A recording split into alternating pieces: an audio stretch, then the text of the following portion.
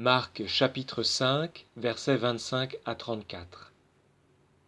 Une femme qui souffrait d'hémorragie depuis 12 ans, elle avait beaucoup souffert du fait de nombreux médecins, et avait dépensé tout ce qu'elle possédait sans aucune amélioration, au contraire son état avait plutôt empiré.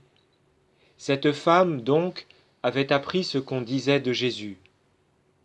Elle vint par derrière dans la foule et toucha son vêtement. Elle se disait: « Si j'arrive à toucher au moins ses vêtements, je serai sauvée. » À l'instant, sa perte de sang s'arrêta, et elle ressentit en son corps qu'elle était guérie de son mal. Aussitôt, Jésus s'aperçut qu'une force était sortie de lui. Il se retourna au milieu de la foule, et il disait: « Qui a touché mes vêtements ?» Ses disciples lui disaient: « Tu vois la foule qui te presse, et tu demandes: Qui m'a touché ?» Mais il regardait autour de lui pour voir celle qui avait fait cela. Alors la femme, craintive et tremblante, sachant ce qui lui était arrivé, vint se jeter à ses pieds et lui dit toute la vérité. Mais il lui dit: « Ma fille, ta foi t'a sauvée. Va en paix et sois guérie de ton mal. »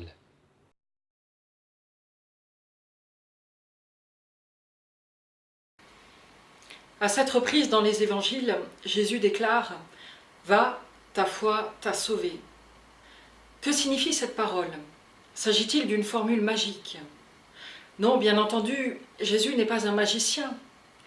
Mais comment comprendre alors cette parole? Et comment se fait-il que l'interlocutrice de Jésus en soit si bouleversée et finalement guérie? Pour répondre à ces questions, intéressons-nous un instant au mot foi. Le terme grec qui est ici employé, pistis, se traduit par fidélité, confiance. La foi est avant tout une affaire de relation entre l'homme et Dieu. Ce n'est pas quelque chose qui se commande ou qui se maîtrise tel un savoir, mais l'histoire d'une rencontre personnelle et d'un cheminement spirituel avec le Créateur. La foi, c'est l'homme qui est saisi au plus profond de lui-même par la présence de Dieu.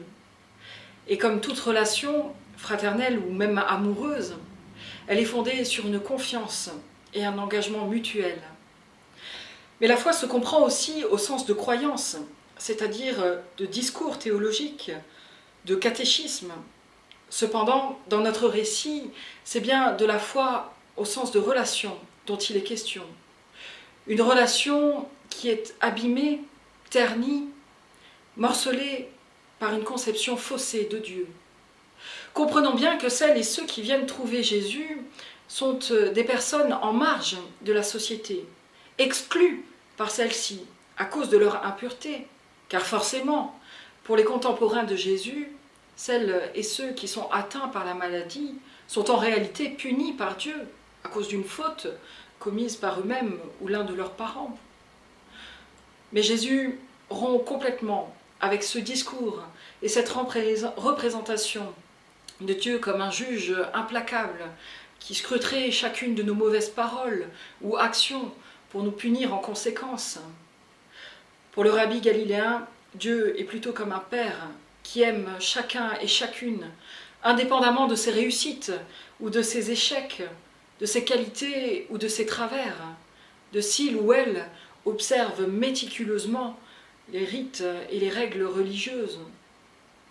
C'est en faisant leur cette conviction que Dieu est amour, et seulement amour, que les hommes et les femmes retrouvent une relation solide avec Dieu, et par extension sont aussi réintégrés dans la société, puisque Jésus nous invite à considérer et à traiter les autres comme Dieu nous considère et nous traite.